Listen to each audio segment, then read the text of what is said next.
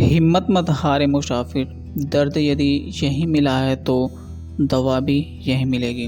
नमस्ते दोस्तों, मेरा नाम अवधेश और लेके हाजिर हूँ एक छोटी सी कहानी कुछ यूँ है कि पढ़ाई कंप्लीट करके एक लड़का पास आउट हुआ था और मन में ढेर सारी खुशियाँ थी कि मैं जॉब करूँगा, ढेर सारे पैसे कमाऊँगा, अपने सपने पूरे करूँगा और साथ ही साथ अपनी फैमिली की भी जो सपने हैं वो भी मैं पूरी करूँगा।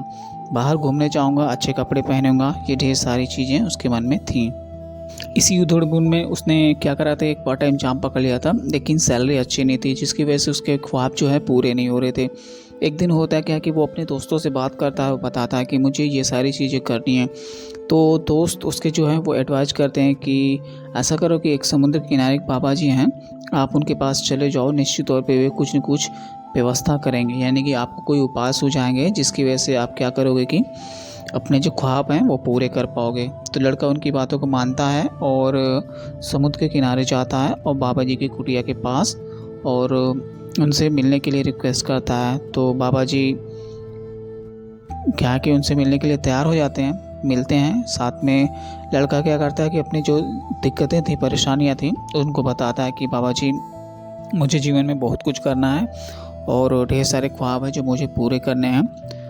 मेरा मार्गदर्शन करिए या कुछ उपाय हो तो मुझे सजेस्ट करिए, सुझाइए। तो बाबा जी कहते हैं कि ठीक है, चलो मैं तुम्हें बताता हूँ, मेरे साथ आप आओ सुबह। तो होता क्या है कि अगली सुबह लड़का उनके साथ जाता है बाबा जी के साथ। तो बाबा जी उसको एक समुद्र के किनारे लेके जाते हैं, बीच थोड़ा आगे। तो वहाँ पे ढेर सारे पत्थर रखे रहते हैं।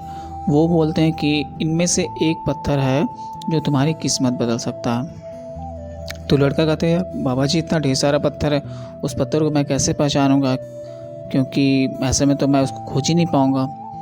तो बाबा जी कहते हैं कि काम तो थोड़ा मुश्किल है। फिर कहते हैं अच्छा रुको, मैं एक क्लू देता हूँ तुम्हें। इसमें से ना वो तुम्हें पत्थर जो है गर्म लगेगा, बाकी पत्थरों की तुलना में वो ज़्यादा गर्म रहेगा, तो आप उसको आसानी से पा सकते हो। तो लड़का कहता हाँ बाबा जी, ये मेरे लिए ठीक रहेगा। तो फिर वो लड़के ने क्या करा कि एक एक पत्थर को टेम्परेचर जो है टच करना शुरू किया कि कौन सा पत्थर गर्म है, कौन सा ठंडा। तो 1 दिन किया, 2 दिन किया, 3 दिन किया, उसको समझ में नहीं आया कि अभी मैं कैसे चेक करूं इसको।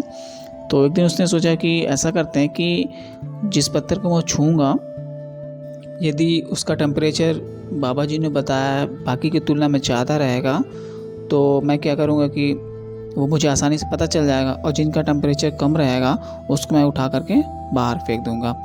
तो लड़के ने अगले दिन से ये सेम प्रोसेस अपनाया कि जो भी पत्थर को छूता था, कम टेम्परेचर लगता था या नहीं भी लगता था, उसको उठा के समुद्र में फेंक देता था।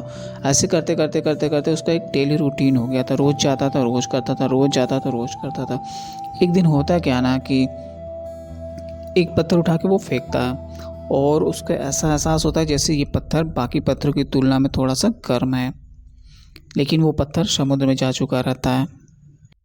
कहानी छोटी है लेकिन ढेर सारा प्रेरणा देती है, क्योंकि जीवन में निश्चित तौर पे ऐसा न ऐसा